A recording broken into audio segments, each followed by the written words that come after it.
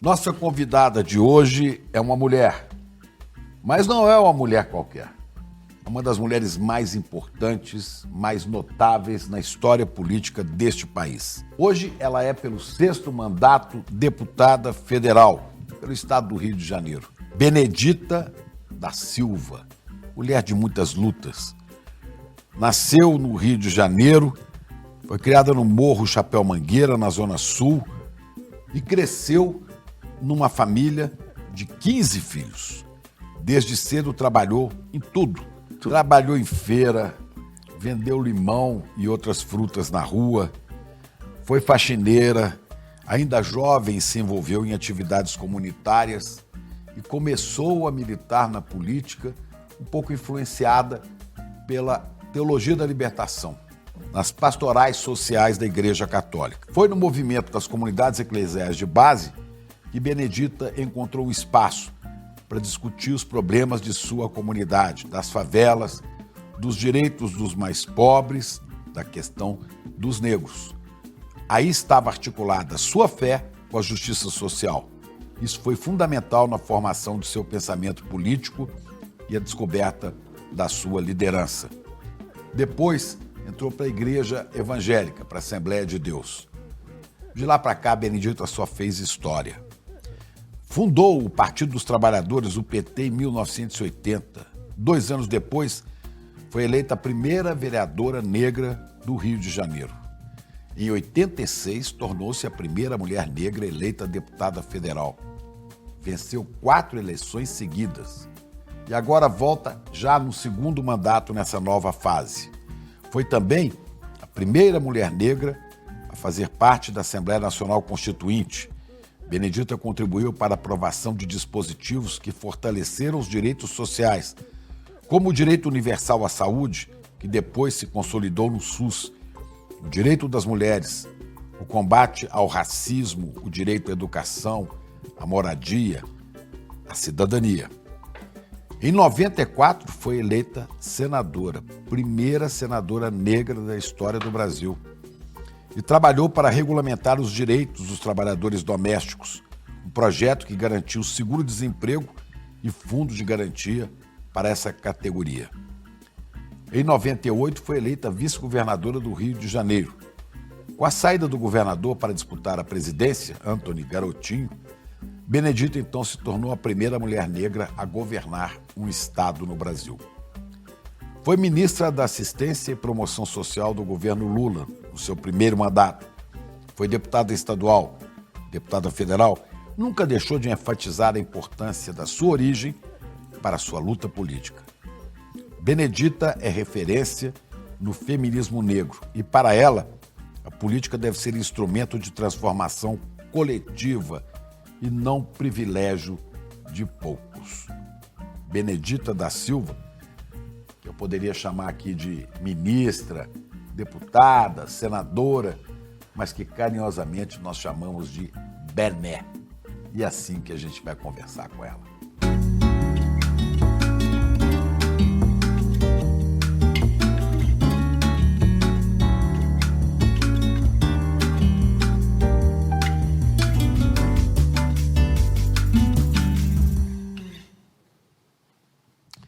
Pois é, minha queridíssima Bené, muita alegria te receber aqui no ICL, é uma honra para nós.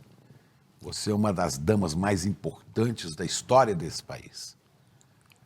Eu é que agradeço de poder estar aqui nesse famoso programa que a gente curte, né? Até por suas posições como jornalista. Nós temos muito orgulho de ter um jornalista e, mais ainda, de ser entrevistada por um jornalista importante. Que isso, não é bem assim não, mas não tem muita importância. Mas tem, sim. Bené, você tem uma trajetória que eu contei aqui agora há pouco, né, raríssima. Como é que pode, né, uma menina negra, favelada, pobre, né, numa família que tinha 15 filhos, né, eu fico pensando, como é que pode chegar onde já chegou e com muito mais lugar para ir, porque você está ativa aos 83 anos, você está firme, forte. Eu vi, a gente conversava antes aqui, a vitalidade da Benedita é uma coisa invejável, sabe? Invejável. Olha, Chico, primeiro eu agradeço a Deus, né, porque tem me livrado de cada uma, desde o berço até agora. Ele tem me guardado, me dado força, energia, compreensão, porque a vida não é fácil, né? Aparentemente, você pode olhar para uma pessoa e achar que aquela pessoa está numa boa, e às vezes ela está numa batalha, está numa guerra tremenda, né? E aí, graças a Deus, eu sempre fui dessa forma. E tive minha mãe, né? A Dona Ovídia era uma mulher muito firme, era uma parteira, então ela dava muito conselho para a gente. Então eu convivi também com as histórias da escravidão pelas minhas bisavós. Elas colocavam essa questão. E aí eu conheci essa questão da escravidão, dos maltratos por ela. Então, eu acredito que eu fui assim, uma privilegiada e eu aproveitei aquela bagagem dada, sabe? Porque dos 15 filhos de minha mãe, eu fui a única que fiz universidade, mas já fiz com 40 anos de idade. Então, mas sempre ali muito interessada nas coisas que fazia, bisbilhoteira também, quando minha mãe ia fazer os partos, olhar pelos buraquinhos ali para ver como é que era. Então, eu acho que isso, né, a gente vai criando energia. Carreguei muita lata d'água na cabeça, né, a bacia para lavar roupa longe, não tinha água, né? Trabalhei de faxineira. Olha, eu fui camelô, eu fiz carreto na feira, e é uma coisa que eu disputava com os meninos, né? Porque as madames achavam que os meninos tinham mais força e só queriam para o menino. Eu não. Eu confiava no meu tamanho, então eu falava assim, não, eu sou grande, eu não dizia que eu era forte, eu dizia, não, eu sou grande, eu vou levar para poder levar no carrinho. Eu tinha esse carrinho de rolimã, né? A gente tinha carrinho, consertava lá o carrinho, fui trabalhadora doméstica, né? E num tempo difícil, né, de trabalhadora doméstica, né? Então eu penso que eu aprendi primeiro na universidade da vida, sabe? Sabe que tem claro que você sabe quem era, tem uma pessoa na política brasileira que tem uma história com muitas coisas parecidas com a sua, né? Que é o Luiz Inácio Lula da Silva, que falou comigo, falou assim, Chico, só de eu ter nascido onde nasci e ter passado dos 5 anos de idade já é um milagre, né? E agora eu vou longe, ninguém me segura. E como o Lula, você também tem 2 datas de nascimento, né? Conta essa história. Seu aniversário é dia 11 de março? Falando em Lula, eu me lembro que ele, para me convencer, eu ser a vice do Garotinho, e eu estava senadora. Estava 4 anos, né? Tinha mais 4. Ele contou essa história, quer dizer, a história dele, e ele mesmo falou assim, a minha história é igual à sua. Se você não me ajudar, quem é que vai? Aí não tive como. Eu deixei lá o Senado, porque o Brizola falou, não, só apoia o Lula se o PT colocar a Benedita de vice. Olha, não é, ele escolheu, ele me escolheu. Porque o candidato ele também gostava muito de mim, né? Era o garotinho, né? Era o garotinho candidato do Brizola, né? É candidato do Brizola. Aí o Brizola falou, como se não bastasse, ele falou, não, mas eu não quero todos os petistas, não. Eu quero a Benedita. Aí eu falei, ai. E o pessoal muito furioso, você não vai largar, você é a primeira mulher negra, senadora. Aí eu disse, gente, mas entre o Senado e o Lula ganhar uma presidência do Brasil, porque o Brizola foi a única pessoa que eu vi que realmente transferiu literalmente os votos dele para o Lula. Eu nunca tinha visto uma coisa dessa, mas literalmente, porque ele era um líder, né? E um líder sabe como é que Foi é. um grande governador, né, Vitor? Grande governador, né? A gente tinha referência boa com ele, até quando alguém falava, né, do Brizola, nós da favela ficávamos furiosos quando falava que o Brizola não, o Brizola deixa a segurança de qualquer maneira, deixa a segurança solta. Não era verdade. No governo do Brizola foi que nós tivemos um pouco de calma. Porque você imagine uma pessoa pobre, eu, paupérrima da vida, né, chegar uma polícia na sua casa e você ter uma latinha com arroz, outra latinha com feijão, outra latinha com açúcar, e pegar tudo isso e despejando no meio do chão batido para procurar maconha no fundo da lata. O que você acha? A Brizola acabou com isso. Brizola acabou com isso. Tem polícia, tem que subir, tem que prender, mas vamos respeitar o povo do Morro. Ele fez essa coisa bacana. E outra coisa que nós reivindicávamos era escola integral, e o CIEPS, criado pelo Darcy, e a outra coisa que nós queríamos era titulação da nossa terra, né? O título de propriedade da nossa casa, do nosso barraco. Nós sofremos muito no ano de 64, quando eles foram derrubando os barracos de qualquer maneira, não foi uma coisa fácil. Então, eu tenho essa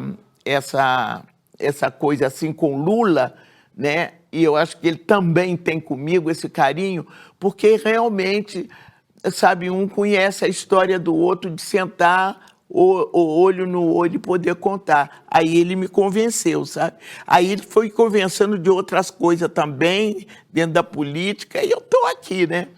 Mas você estava perguntando sobre como eu tenho duas datas. A data é o seguinte, eu nasci, tá? Tudo bem. 11 de março? Eu nasci no 11... Não, eu nasci no dia 26 de abril. Então lá, meu registro, até hoje, está lá, tudo direitinho, 26 de abril. Aí chegou uma certa pessoa e disse para mim assim, você sabia que eu sou seu pai? Aí eu... Não era o seu pai que vivia com Não você. era o José. Aí chegou, era o João. Aí eu levei aquele susto, criança, né? Aí eu levei aquele susto. Eu, hein? E você não nasceu no dia 26 de abril. Você nasceu no dia 11 de março. Só que minha mãe não tinha dinheiro, Dona o José Ovídia também não tinha, a dona Ovídia, então deixou para me registrar no 26 de abril. Por isso que eu tenho duas datas. Porque eu tive dois pais, duas datas. Mas o José não sabia do João, que era seu pai biológico. Não. Ela achava que ele era o seu pai. O João era amigo, porque o que aconteceu? O meu pai, né? Meu pai biológico, foi quem recebeu a minha mãe quando ela saiu da fazenda dos Junqueiras, em Minas Gerais, que ela trabalhava lá... Sul de Minas.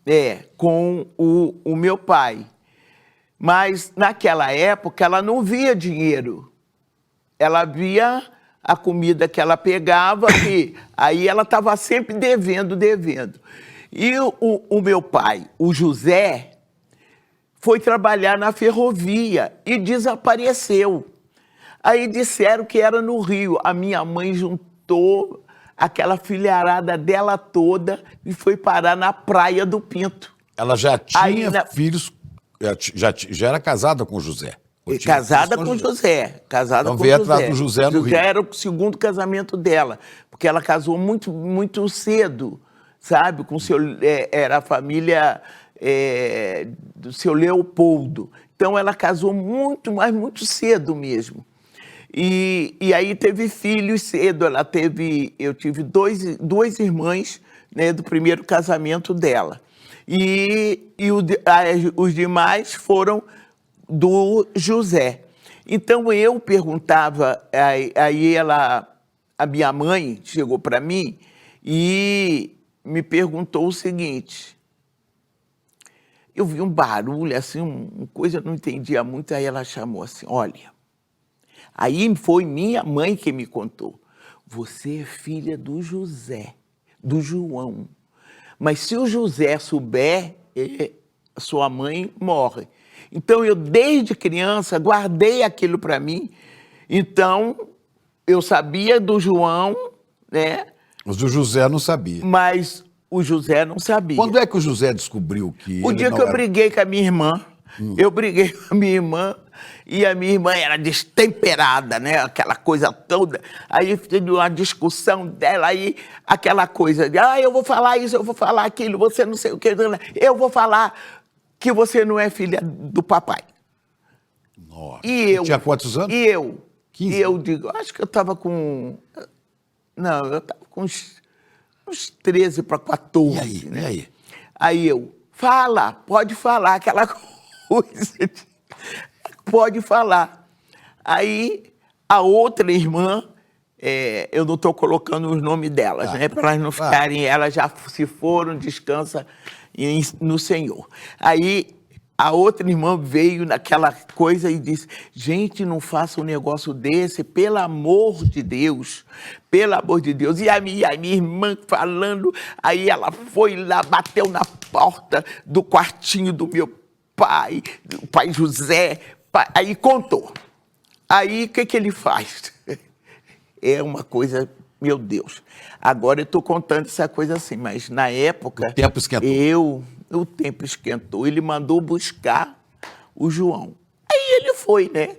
Estava acostumado, porque eles jogavam carteado, né? Ah, eles eram amigos também. Jogavam carteado, eles trabalhavam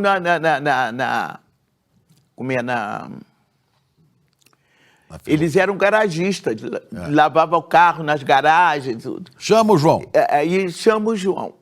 Aí quando o João chegou, foi uma confusão. E aí... Saíram no tapa e tudo? Não, porque ninguém deixou, né? Ninguém deixou. Aí eu me lembro que o meu pai tinha uma garrucha.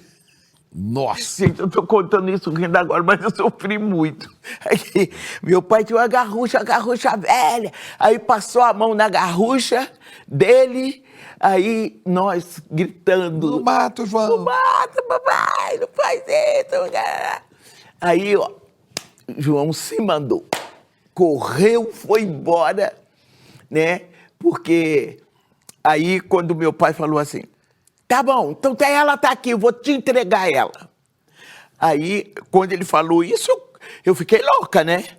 Porque eu sabia, mas eu queria ficar com o José, eu não queria ficar com o João. Porque era seu pai querido, José, né? Aí eu comecei a chorar. Aí ele falou, vamos embora, o João, vamos embora. Aí o José fez assim, ó, parece uma história de filme. Aí o José, me dá ela aqui, que ela é minha, eu criei, e você não vai levar ela, não. Pronto. Essa é a minha história. E depois disso você encontrou o João? Depois passou? Toda a minha vida. E o José falava com ele? Toda a minha vida eu cuidei dos dois. Mas os dois depois se reataram amizade? Não. E a sua mãe, era viva? A minha mãe? Não, minha mãe tinha falecido. A sua mãe faleceu muito jovem, né?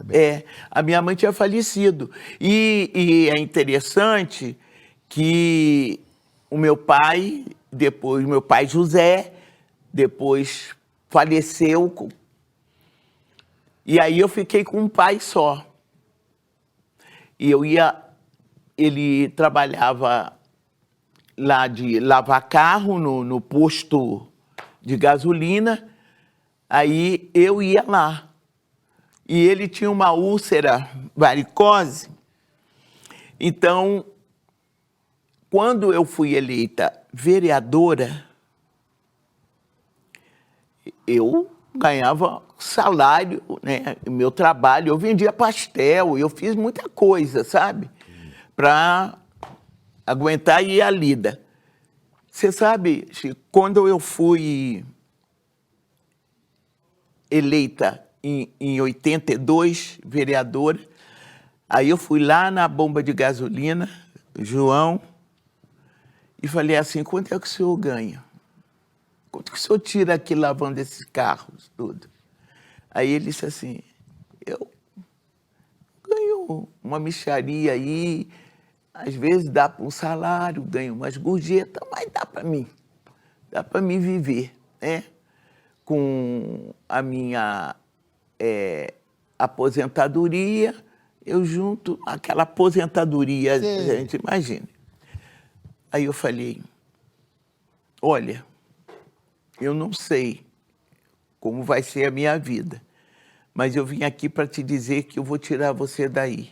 Eu vou te dar o salário, para você não ter que vir trabalhar aqui, sair de madrugada.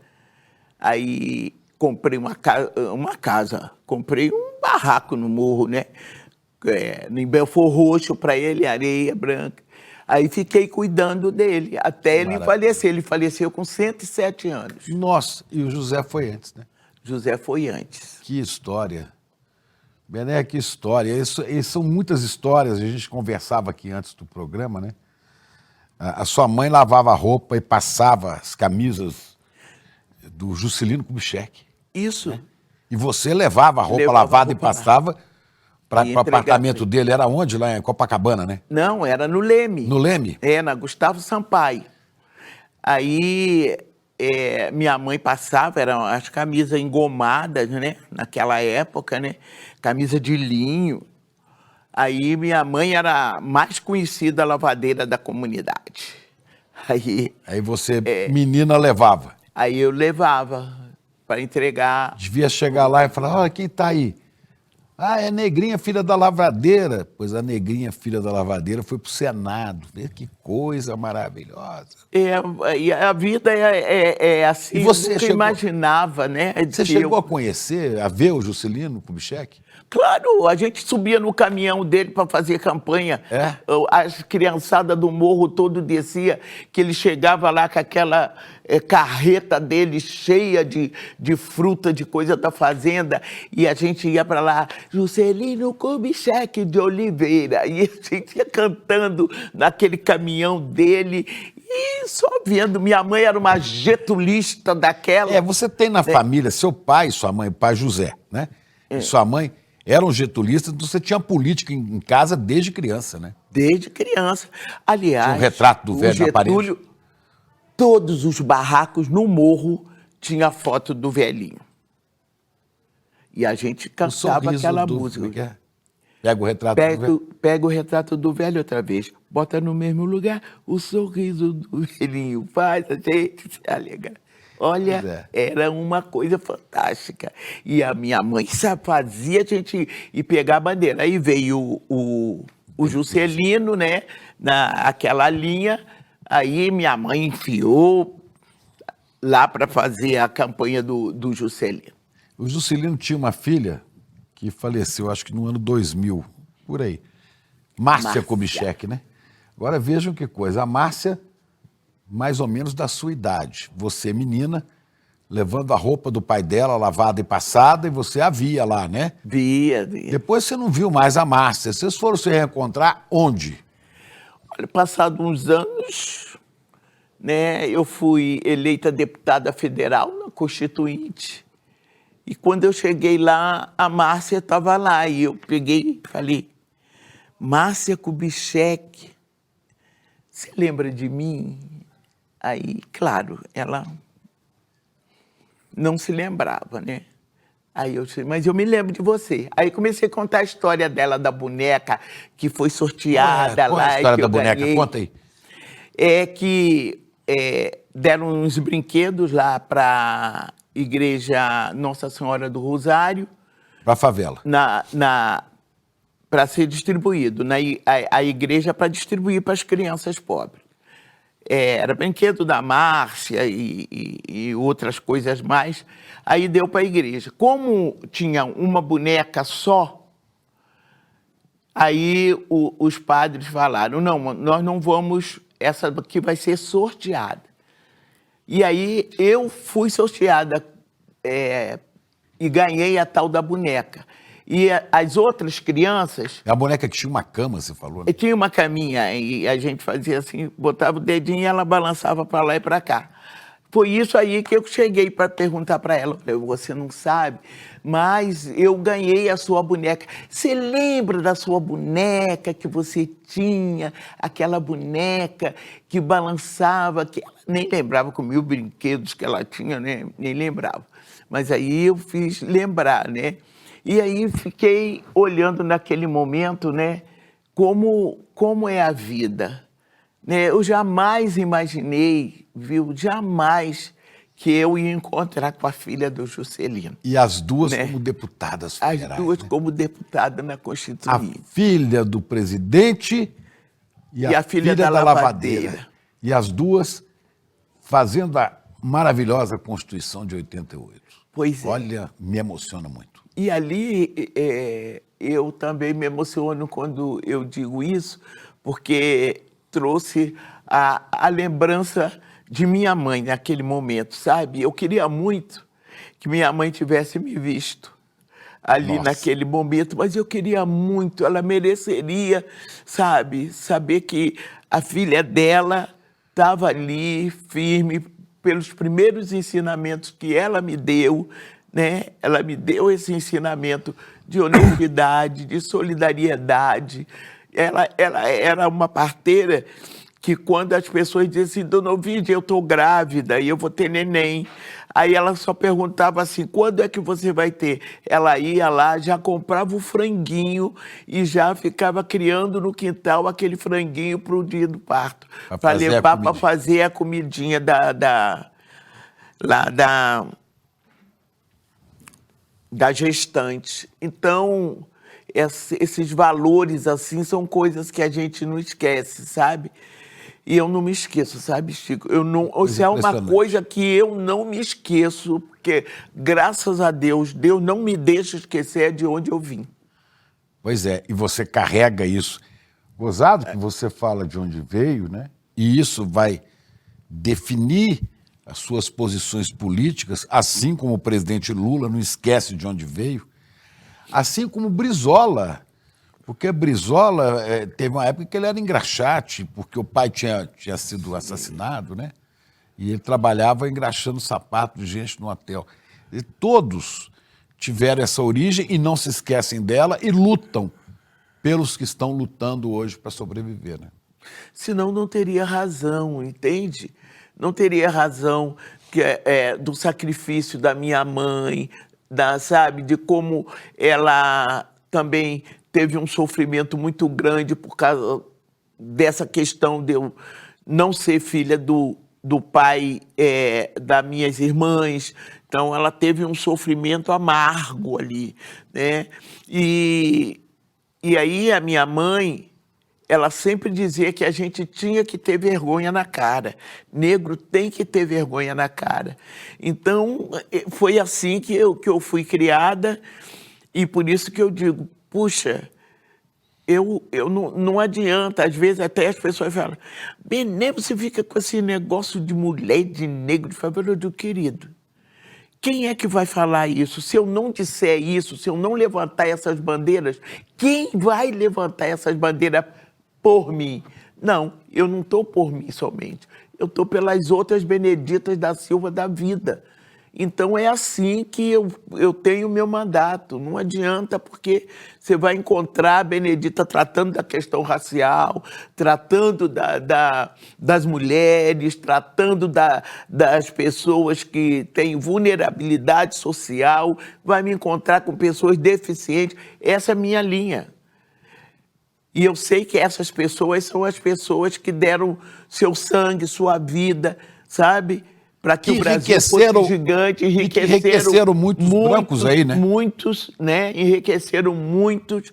E agora está na hora da gente lutar pela reparação, pelo resgate, né, da maior população brasileira, que é de negros e negras. Bené, você tem uma vida de lutas, de sofrimento, que você diz que sempre suporta e mantém o sorriso. Pouca gente sabe, às vezes, que você passa por essas dificuldades. Você está no terceiro casamento, você casou com Antônio Pitanga, vocês estão juntos desde 92, né? 32 anos. 32 anos, tá vendo? E você teve 2 casamentos antes, você ficou viúva 2 vezes. Eu fiquei viúva 2 vezes, mas eles morreram de amor, tá? Fui bem tratado, graças a Deus, Você teve filhas só do primeiro casamento? Só. Mas você teve outros filhos, não? Não. Eu tive enteados, né? Dos 2 casamentos, né? Do segundo casamento, eu casei com uma pessoa que tinha... Eu casei com um amigo meu, né? Eu casei com um amigo meu. E depois eu vou comentar sobre essa coisa do casamento. Eu sou biblicamente correta. É bom que não estejamos sós. Então eu caso, né? E eu falo, eu caso logo. Mas eu quero lhe dizer uma coisa, viu? Essa vida, essa coisa mais íntima da gente, né? Uma mulher como Benedita e tantas outras mulheres, os homens têm medo. Então, quando eu ficava viúva, eu já falei, mas não tem medo. É impressionante. A gente brincava, né? Umas amigas, tinha uma amiga grande que faleceu.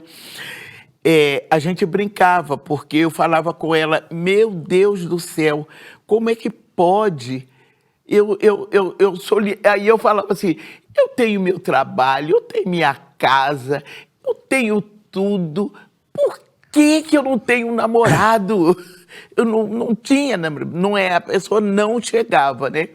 Então, eu casei com um amigo, o amigo ficou viúvo, eu fiquei viúva, aí nós casamos. Aí durou 3 anos.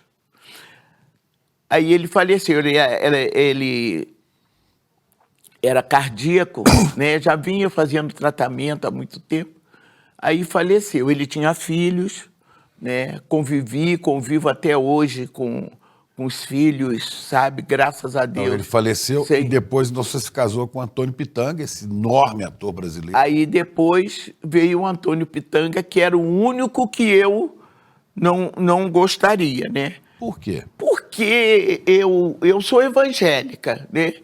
E a gente tem alguns costumes nossos, né? Que a gente não impõe para ninguém, mas é nosso jeito de tudo. E eu olhava para Pitanga, eu digo, esse cara não é cara de casamento, e eu sou de casar. Eu gosto de fazer aquela festa, ir para a igreja, me vestir de noiva. Artista, né? Aí eu falei assim, não vai dar certo esse negócio. Eu pensei até que ele queria namorar minha filha, porque a minha filha estava solteirona lá.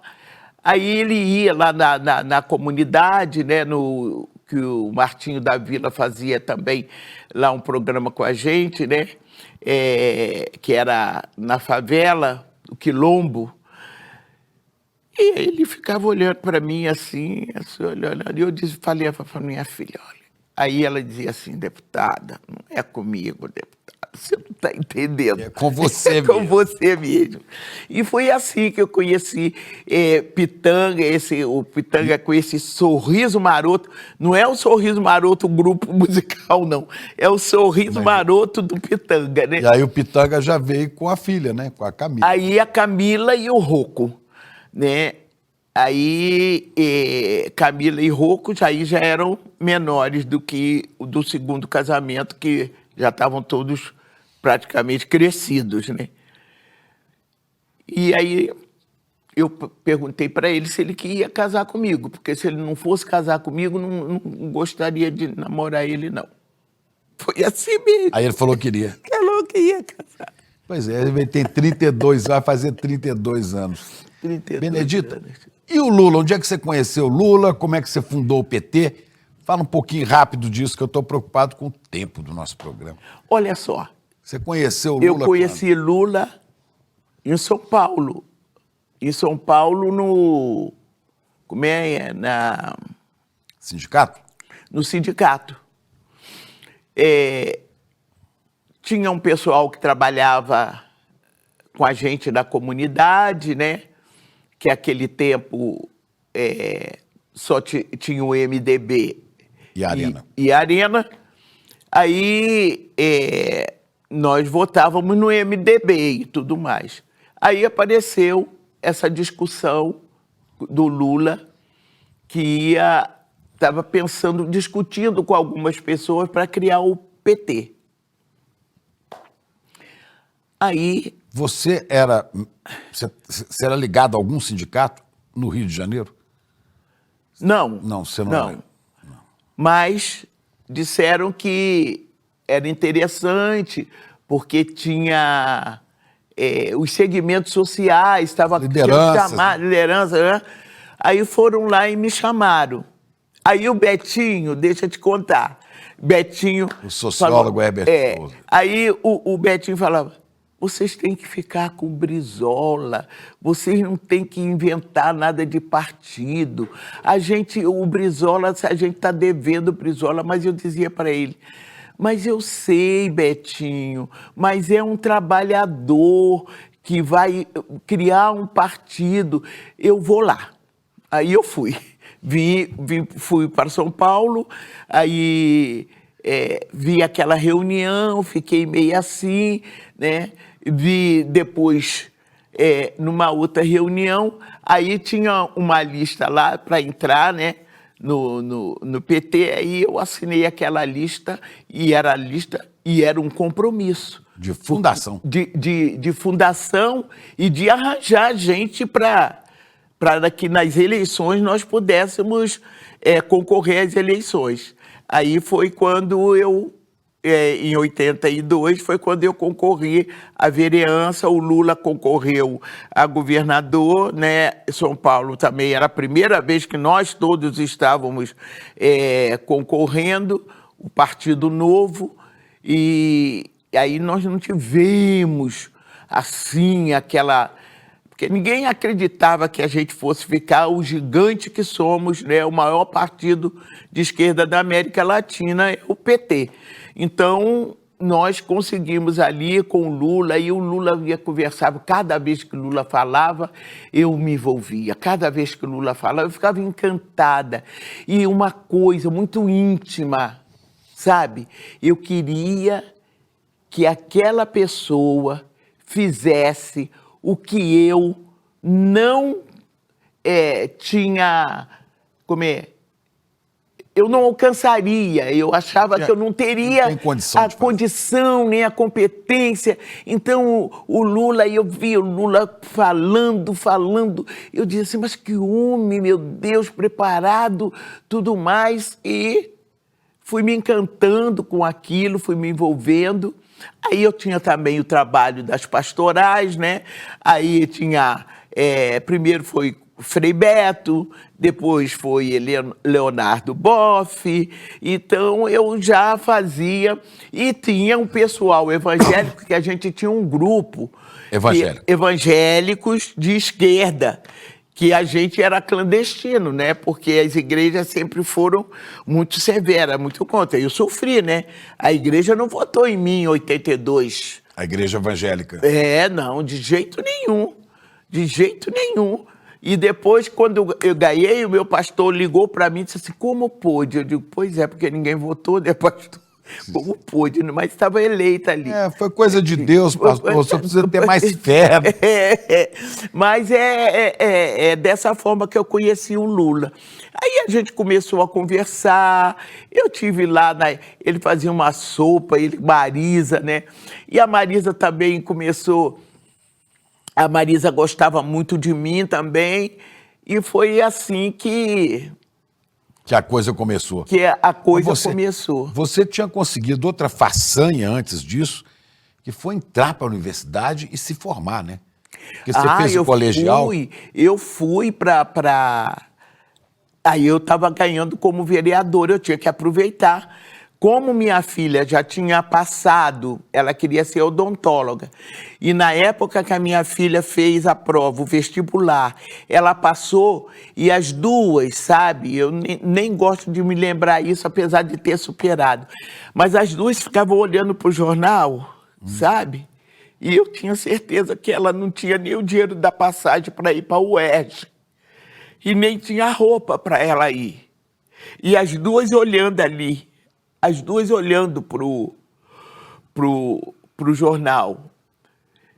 Aí, quando foi em 82, que eu, vereadora, que eu já falei, né? Aí eu tirei um salário para o meu pai e a minha filha e eu fomos para a universidade. Que lindo. Ela estava barriguda já estava casada, curso barriguda. Eu fiz estudos sociais e fiz serviço social. Pois é, então você se formou já vereadora, né? Vereadora.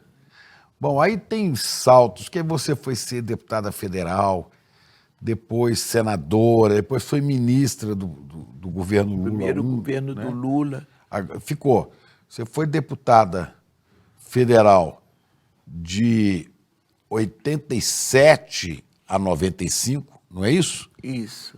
Agora você é deputada federal de novo desde 2011. É o sexto mandato de deputada. Senadora você teve uma vez, né? E os outros já foram... E foi governadora. Não, eu fui vereadora. Foi vereadora e foi governadora, que era vice-governadora, e quando o garotinho saiu, você assumiu, ficou um ano, né? Não é? Quais são as lutas políticas que você teve, que você se lembra e fala que bom, consegui isso? Claro, a luta das mulheres negras. Mas tem uma que me marca a minha vida, é a luta pela trabalhadora doméstica. Isso foi a minha vida inteira, né? A gente trabalhava já com a pastoral das trabalhadoras domésticas, tentando vir... Chamava na época as empregadas, né? Empregadas domésticas. Aí as empregadas domésticas da época, né? Aí nós fazíamos um trabalho e era a Igreja Católica quem fazia esse trabalho, eu fazia trabalho com elas. Aí eu era ecumênica nessas horas, sabe? Para poder levar e aproveitar o saber de todas as religiões ali com relação, né, à nossa luta, porque na Constituinte, por exemplo, não tinha uma pessoa que se declarasse ali ser de matriz africana para defender. Não tinha uma pessoa ali, pelo menos na comissão em que eu tratava desses assuntos, não tinha nenhuma pessoa para tratar a questão da orientação sexual. Então, essas bandeiras eu peguei, Chico, porque não teria sentido eu ser uma deputada, sabe, saído da favela, conviver com todas essas coisas, saber quanto essas pessoas sofriam por ter um pensamento diferente, ter uma orientação sexual diferente, ter uma religião diferente. Então, eu tinha o dever, e eu vi minha mãe também sofrendo muito com isso.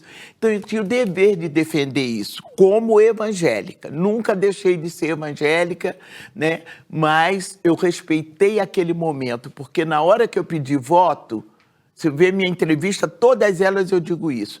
Eu não pergunto qual é a religião, qual é a orientação sexual, qual é a raça, eu não pergunto isso. Eu apresento uma proposta e as pessoas votam naquele compromisso, naquela proposta. Você conseguiu apresentar e emplacar a proposta de regulamentar a profissão dos trabalhadores domésticos, né? Trabalhadoras e trabalhadores. E conseguimos. Você teve outras lutas também. Não, lutas enormes. Por exemplo, as assistentes sociais não eram reconhecidas. Eu apresentei o projeto das assistentes sociais. Tem uma coisa que você vê aí, ó, todo mundo fazendo.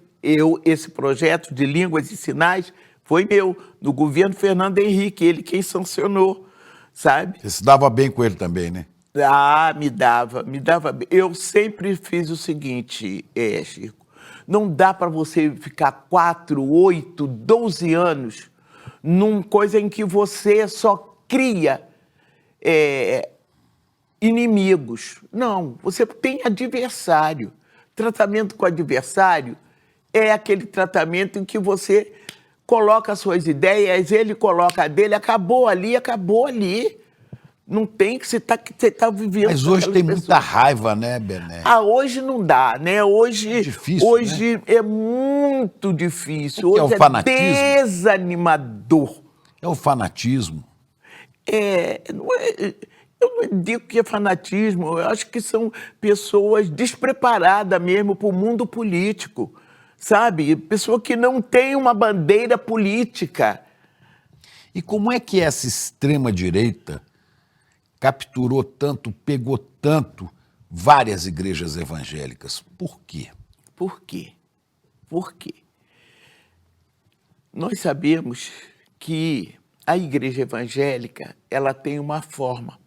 Ela é principalmente as Assembleias de Deus, da qual eu fui muitos anos. Você está com fome, está aí desempregado, a gente chega, coloca para você, chama você para aceitar Jesus, para vir para a nossa igreja. 24 horas depois, você vai encontrar aquela pessoa, ela está bem vestidinha, ela está calçada, ela está morando em algum lugar, já tem um emprego para ela. Essa é a base das nossas igrejas populares, não as chamadas igrejas tradicionais. Essa é a base. Muito bem. Mas nós temos uma coisa que se chama doutrina. E essa doutrina é para nós, que somos evangélicos, que está escrito na Bíblia, que isso é pecado, aquilo é pecado, isso é pecado e aquilo é pecado. Pronto. Está ali na Bíblia para nós. Nós sabemos que isso é pecado. O que fizeram esse segmento? Eles pegaram esses costumes, né, dessa doutrina e colocaram como uma bandeira, como se Deus precisasse ser defendido, como se estivéssemos perseguindo. Então, a bandeira deles é contra a orientação sexual, é LGBT não, aborto não. E sempre dizia, ó, o Lula ganha a eleição, vai acabar com as igrejas, vai proibir as eleições. A igreja não acabou com a igreja, aumentaram foi as igrejas, né? As igrejas ficaram com mais recurso até que o Lula pegava os pobres da nossa igreja com Bolsa Família, Minha Casa, Minha Vida. Você acha que os crentes podem voltar a votar e apoiar Lula? Não, o Lula tem apoio dos evangélicos. Sei. Não tem com esse pensamento que eu estou te colocando, com essas bandeiras, né, de costumes. É porque tem muita mentira. Fala que o Lula defende um aborto, que isso é um absurdo. Né? Mas mesmo que o Lula defendesse, eu quero um presidente que cuide das pessoas. Eu não quero um pastor. Eu não quero, entendeu? Eu quero uma pessoa que seja, que ela esteja ali, que ela compreenda a nação que ela está governando e ela possa acatar a todos.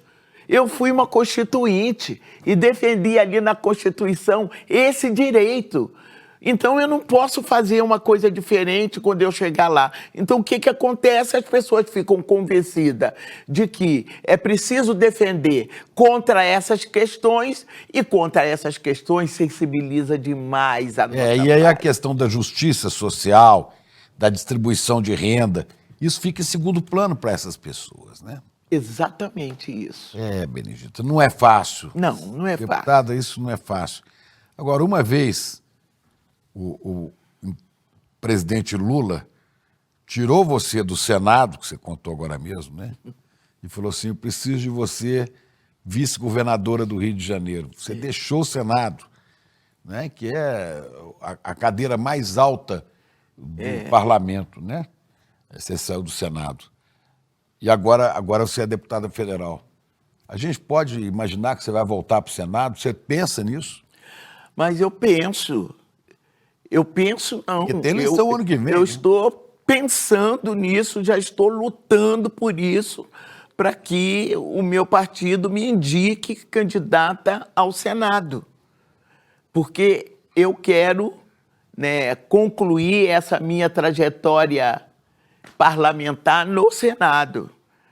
Mas não é só isso, é porque nós precisamos de ter um Senado forte, porque o cenário político, ele é assustador. A estratégia que a direita está montando, porque não é só direita, é extrema direita, né? É extrema direita, porque com a direita a gente dialogou muito tempo, Delfim Neto, você conversava com esse povo todo. Poxa, a gente discutia com ele. Mas hoje é uma coisa perversa, né? É uma coisa assim, não importa, vamos fazer tudo para esse governo não dar certo. É só isso. Não precisa falar outra coisa, já fizeram plano até para matar o presidente, o vice-presidente e o ministro do Supremo. O que aconteceu no 8 de janeiro de 2023 foi um absurdo. Você estava onde? Você estava no Rio de Janeiro ou estava em Brasília no dia 8 de janeiro? No dia 8 de janeiro eu estava no Rio, porque nós entramos em recesso. Era um domingo. É. Você lembra de você ter visto isso na televisão? Eu lembro. Foi uma você achou? coisa Falou, horrível. vamos acabar com tudo agora. Eu falei, gente, eu ficava assim na frente da televisão, eu não acredito no que eu estou vendo, eu não acredito. Mas isso era uma coisa que eles já estavam armando na frente da Câmara e ninguém reclamou, na frente dos quartéis, chamando os militares para intervir.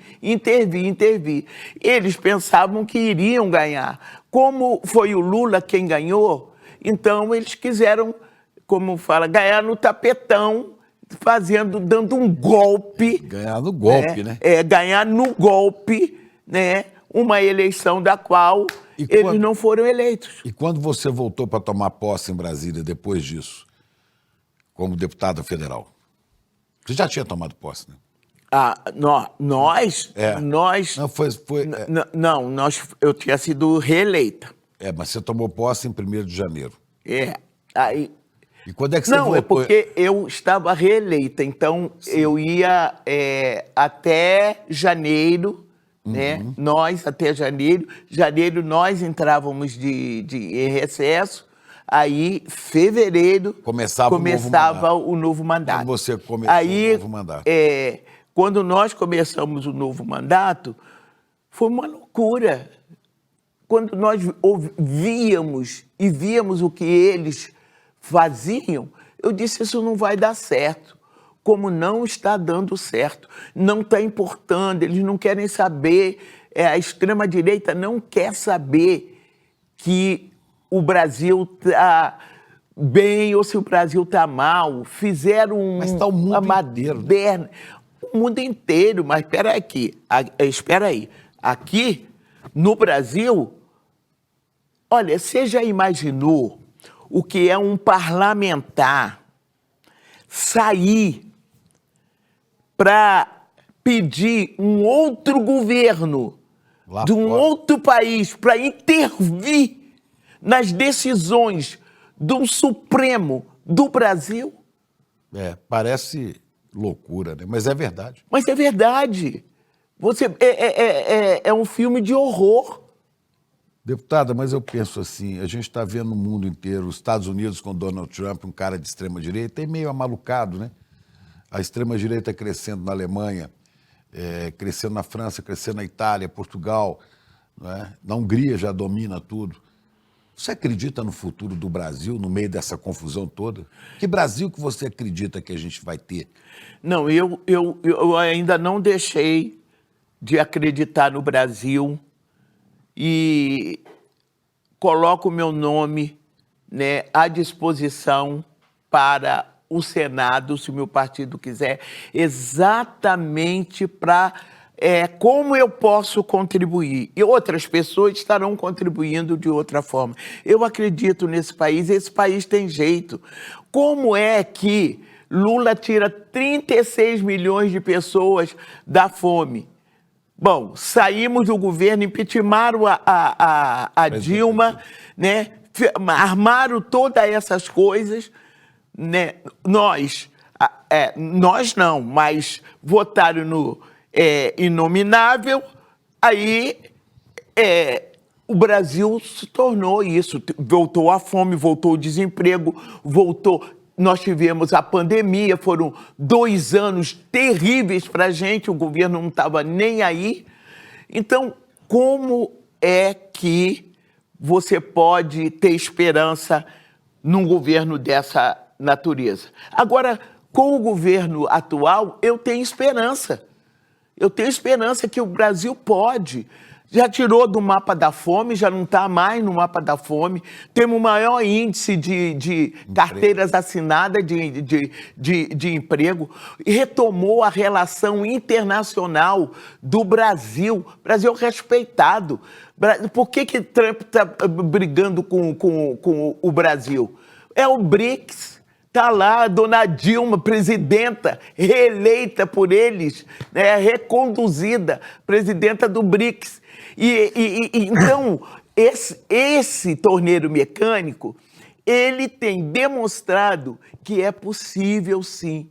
E se o Congresso ajudasse, nós estaríamos numa situação bem melhor. Eu fico impressionada o número de gente que está viajando, que está vindo, que está voltando, que está não sei o quê. O Brasil começou a movimentar-se de novo. Dá certo outra vez. Tá certo, claro que tá. Agora dá uma tristeza tremenda quando você chega no Poder Legislativo e vê um Legislativo voltado, sua maioria, claro, nós não somos maioria, e a maioria votar coisas assim escandalosas. Pois é. Benedito, é muito bom você dar essa esperança toda. E, para terminar, eu quero só lembrar aqui, né, que... Eu me empolgo, né? Eu também me empolgo, eu me emociono com você. Né? Eu vi aqui uma foto sua na galeria da ONU em Nova York. Uma foto sua foi em 2017, que, né, no movimento mundial de defesa dos negros e contra o racismo, né, eles colocaram as personalidades mais importantes do mundo, né, na galeria da ONU, no museu da ONU. Né? E a foto que eu vi aqui, ver se a gente consegue reproduzir, não vai estar aqui, mas eu vou tentar pegar. Está a sua foto como uma das mulheres mais influentes no século na luta pelos direitos da comunidade negra, dos nossos irmãos negros. E ao seu lado está Barack Obama, no mesmo nível. A filha do Juscelino ia gostar muito de ver isso. Pena que ela nos deixou. E o presidente JK também. Iria gostar. Bené, obrigado demais. Ó. Meu Deus, coisa que isso? Eu não posso me abaixar como não você, abaixa, tá? Não abaixa. Eu tenho o joelho operado. É muito bom ter você aqui. Tchau. Tem algumas aulas que acabam virando referência, viram marcos em determinado assunto. E a gente deu uma aula que as pessoas classificaram como um divisor de águas nesse assunto, educação financeira. Um passo a passo, simples e prático, que mostrou para todo mundo o que fazer para caminhar para esse equilíbrio da vida financeira. As pessoas ficaram encantadas e muita gente pediu para poder assistir de novo, para fazer anotações e para poder convidar outras pessoas para assistir também. Se você não assistiu essa aula ou quer assistir de novo, uma notícia maravilhosa. A gente liberou o replay, mas liberou por pouquíssimo tempo. Então, antes de sair do ar, clique no link aqui e assista essa aula. Uma aula que vai transformar a sua caminhada financeira de uma maneira muito simples e prática. E no final da aula, todos os presentes que a gente preparou para quem assistir vão estar lá. Para você também que vai assistir o replay, tá bom? Corre lá, antes que saia do ar.